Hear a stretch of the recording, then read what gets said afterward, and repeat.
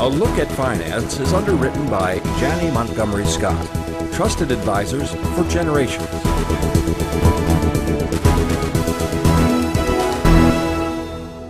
Welcome back to Look News. Stephen Carlson, first Vice President Janney Montgomery Scott, here with our weekly Look at Finance. Thanks, David. Good to see you. Great to have you here. We've got a couple of things to cover today, as we always do. We're going to start with tapering.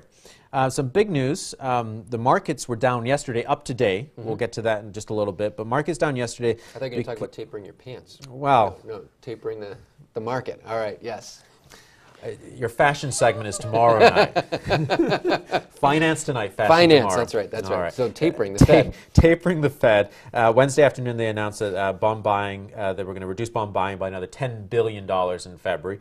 The Fed says this is because of an underlying strength in the economy. The markets took a hit, even though they were expecting this. You know, this is going to be really interesting to see how they can pull themselves out of this market. The market's become dependent on the Fed buying all this debt, and now they're saying they're not going to buy as much. But if we look at how they've done in the last month, there's been actually very little effect on this reduction. So yeah, they're doing another reduction down to $65 billion, but the market overall, you're right, they've reacted to this, and it really hasn't been as bad as anyone had expected. In fact, interest rates have gone down. So far, so good. It's like a junkie getting off his fix. They've been propping the market up for so long. When they take it away, they don't know what to do. Well, that was the fear. The fear that it was going to be that they would start to do withdrawal and they'd start to wind this down, and there'd be a very violent, very aggressive correction. Interest rates would immediately go up. But in fact, that hasn't happened. The dollar's remained stable. It actually has gone up a little bit. And interest rates have actually, if we look at the 10-year, have actually gone down. So, you know, for as much concern, as much worry there was about this, so far the Fed seems to know what they're doing. A change of the guard at the Fed. Ben Bernanke is out. Janet Yellen is going to be coming in. Will she stay the course on this?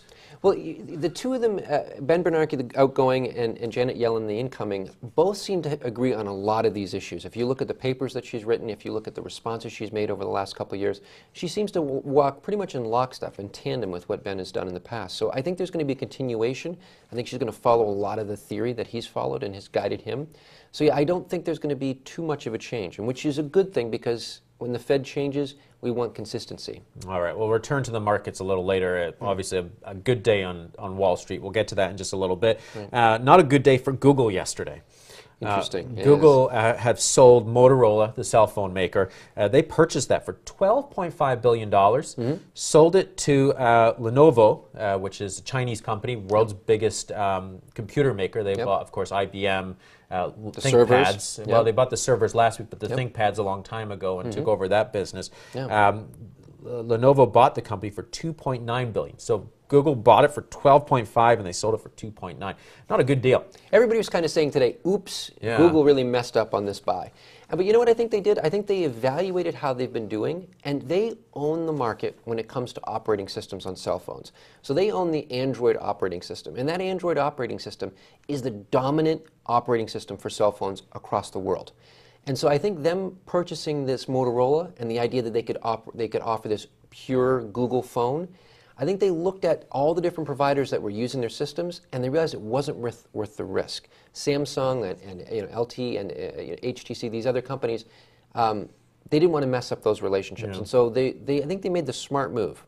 They did lose a little bit of money, but Google does a lot of these kinds of projects, and they don't seem to be worse off for it. Yeah, a little bit of money, nearly $10 billion. But Lenovo says when Google was in charge of Motorola, they tried everything to make this company profitable. They cut the workforce from 20,000 to 11,000. Lenovo buys it and they say, we're going to ramp up production. We think we can make this thing profitable. We can be one of the biggest cell phone manufacturers in the world, and they're going to start hiring. So how can they get it so right, but Google got it so wrong? You know, I think that Google had a greater interest in the operating system. Yeah. I think the actual hardware manufacturing was not in their best interest. If they picked up 3 or 4 or 5% of the cell phone hardware part of the market but lost the operating system, it wasn't worth it.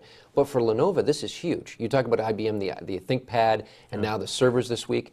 China now has a gateway into the U.S. markets, into European markets through this cell phone company, and I think this is going to be absolutely huge. They're very low cost, they're very aggressive in their manufacturing, and if they stay true to this and bring manufacturing back into the U.S., I think they've got a real shot at making this work. And as you said, Google maintains the software rights, so maybe they'll get back on track and be in the business that they should be in, which is software and online applications. And we've talked about that, right? We've talked about how KitKat, the latest operating system, the Android, it is fantastic. It's world class. So stick to what they're good at. Yeah, I have an Android. You're an Apple guy. Yes, darn it. I might switch. I might switch. And I think my Android operating system is far superior to anything that Apple has. He does say that quite often. I do. I got to get one up on you. You're good looking. You got nice hair. You dress well. It's the side part. He really loves the side part. I have a nice phone. For now. Let's move on. Yeah. Another thing we disagree on, fracking. Oh, yes. Yeah. News out of the Syracuse Post-Standard that fracking is at least another year away. The reason they're saying this is that Governor Cuomo did not put any funding in his budget for environmental reviews. Of course, the southern tier of New York is just frothing at the mouth because they want fracking so desperately to prop up their economy down there. Sure. I mean, we've talked about the risks that, that part of the state has struggled, high unemployment, low standard of living. People are really hurting in that part of the state, but it's just not politically palatable at this point. There's too much uncertainty. The Democratic side of the state really is very much against this. And so it's not by accident that Cuomo didn't put the money aside for the budget. I think very deliberately he sent a signal, not this year, maybe not next year, and it may not resolve itself till 2016. It seems like this is, for the southern tier, this is a quick fix to their economic woes. It could be a long-term nightmare for them. It depends what side of the fence you are on the fracking issue. Obviously, there has been some issues in Ohio and Pennsylvania, but also a lot of positives. Yeah, if you look at the facts, there's really no question that fracking is a good thing. No question. There is definitely pros and cons to both sides of it. All our environmental viewers, or those who care about the environment, Stephen Carlton, Jenny Montgomery Scott, everybody. But it's one of those things that if we can perfect the technology, if we can address the environmental things, this could be very opportunistic, but it's a new technology. It's relatively, there's some definite concerns. Not to minimize it, that's for sure. Not to minimize it on. We joke a little bit, but we do do have much more in-depth discussions about this when we're not on air, and we don't want to bore you with our back and forth more than we have to. Markets. Yes. Good day on the markets. We got some earnings out of Boeing and Facebook, and as you've told me before, what happens in January. So goes the year. Expression you say. So goes the year. All right. You got a minute to tell us what happens in January? You know what? It's one of those old wise sayings because the stock market typically goes up. Don't be overly alarmed. 70% of the earnings that came out, over 70% of the earnings that came out for last quarter exceeded. Yes, we have some challenges. Yes, there's some forward guidance concerns.